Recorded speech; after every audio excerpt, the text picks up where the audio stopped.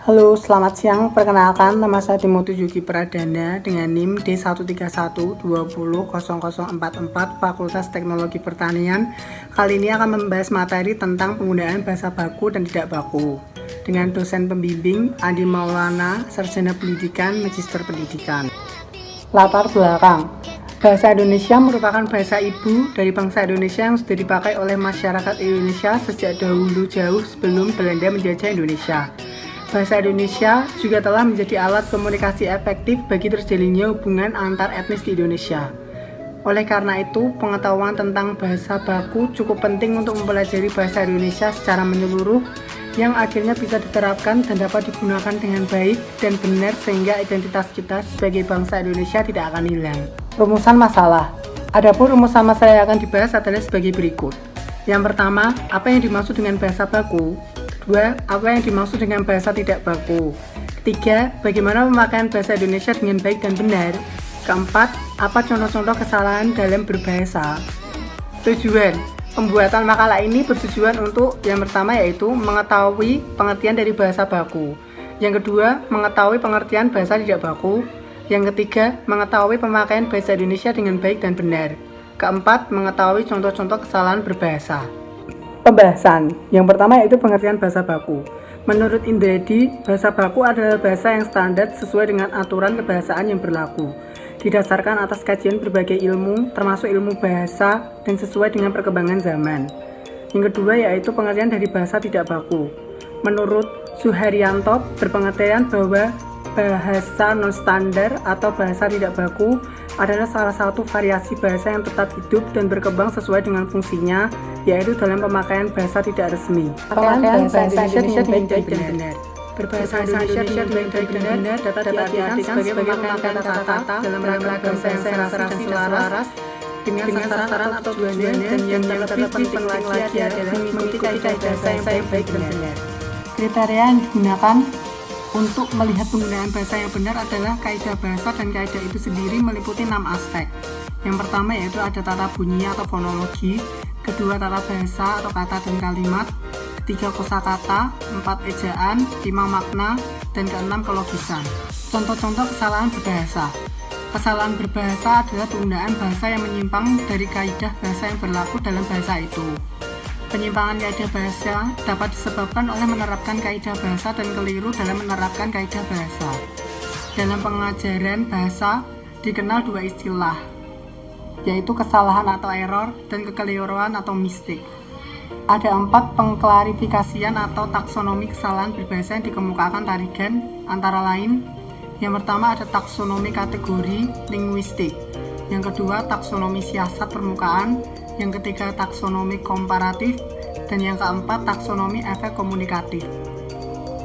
Taksonomi kategori linguistik adalah mengklarifikasi kesalahan berbahasa berdasarkan komponen linguistik atau unsur linguistik tertentu. Taksonomi siasat permukaan. Taksonomi siasat permukaan memfokuskan pada cara-cara struktur luar bahasa berubah. Yang selanjutnya ada taksonomi komparatif. Klasifikasi kesalahan-kesalahan dalam taksonomi komparatif didasarkan pada perbandingan-perbandingan antara struktur kesalahan-kesalahan bahasa kedua dan tipe-tipe konstruksi tertentu lainnya. Taksonomi efek komunikatif. Jika taksonomi komparatif memusatkan perhatian pada aspek-aspek kesalahan itu sendiri, maka taksonomi efek komunikatif memandang serta menghadapi kesalahan-kesalahan dari perspektif efeknya terhadap penyimak atau pembaca. Dan kali ini saya akan memberi contoh dari beberapa penggunaan bahasa baku dan tidak baku.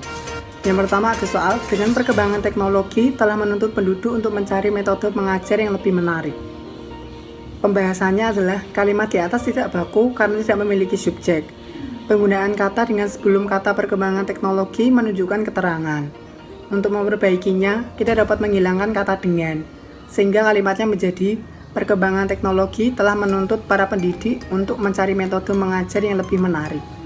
Contoh yang kedua yaitu, para mahasiswa termasuk mahasiswa program Pascasarjana merupakan sivitas akademika sehingga memiliki hak yang sama untuk menggunakan fasilitas perpustakaan. Kalimat di atas akan menjadi kalimat baku jika ejaannya diperbaiki sebagai berikut kecuali: A. Memberi tanda koma setelah para mahasiswa. B. Penulisan Pascasarjana dirangkaikan. C. Setelah kata sarjana diikuti tanda koma. D. Kata sehingga didahului tanda koma. kata program Praksarjana semuanya ditulis dengan huruf kecil. Pembahasan yaitu kalimat di atas akan menjadi baku jika ejaannya diperbaiki sebagai berikut. Para mahasiswa, termasuk mahasiswa program Praksarjana, merupakan sivitas akademika sehingga memiliki hak yang sama untuk menggunakan fasilitas perpustakaan. Perbaikan ejaannya adalah: yang pertama, memberi tanda koma setelah para mahasiswa. Yang kedua, penulisan Praksarjana dirangkaikan. Yang ketiga, setelah kata sarjana diikuti tanda koma.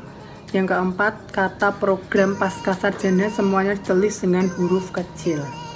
Kesimpulan yang dapat kita ambil dari pembahasan kali ini adalah bahasa baku adalah salah satu ragam bahasa yang dijadikan pokok acuan, yang dijadikan dasar ukuran atau yang dijadikan standar, digunakan secara efektif, baik, dan benar. Efektif karena memuat gagasan-gagasan yang mudah diterima dan diungkapkan kembali. Baik karena sesuai kebutuhan, ruang, dan waktu, dan benar karena sesuai kaidah kebahasaan secara tertulis maupun terucap. Bahasa tidak baku adalah ragam yang berkode bahasa yang berbeda dengan kode bahasa baku dan dipergunakan di lingkungan tidak resmi. Bahasa non baku sering digunakan dalam kehidupan sehari-hari seperti keluarga, teman, dan lain-lain. Saran yang dapat kita ambil dari pembahasan kali ini adalah sebaiknya kita lebih peka dalam menggunakan bahasa Indonesia agar sesuai dengan kaidah yang diberlakukan.